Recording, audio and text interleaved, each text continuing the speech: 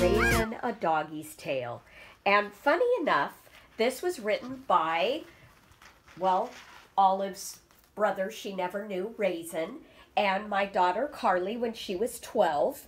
And the story behind it is that I used to walk with Carly and Raisin to school, and Raisin was approached about being a therapy dog for a new program and going into schools and helping kids that were having trouble learning to read.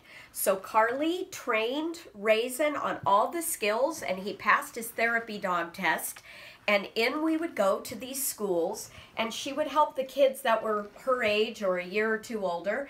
And it was kind of a madhouse. Like, the kids wanted to just run around and play with the dog, and we couldn't get them to pick out a book and read. So Carly said, "Mom, you should write a book about Raisin, and they would want to read that book."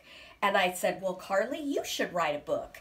So 2 years later, Raisin a Doggy's Tale was born. And Carly wrote this very funny book all about Raisin's wags to riches life as a dog that was out on the streets and lands in the shelter and goes from a bad abusive home to being a hero as a therapy dog.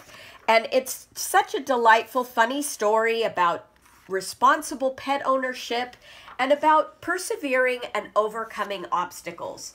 And it's very funny, and school-age kids just love the story.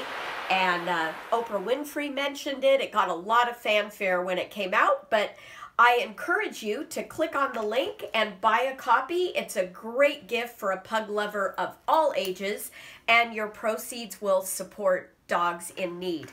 So I got a restless one here, so we got to get back, but pugs and kisses until next time. Okay, so where were we? Life was perfect.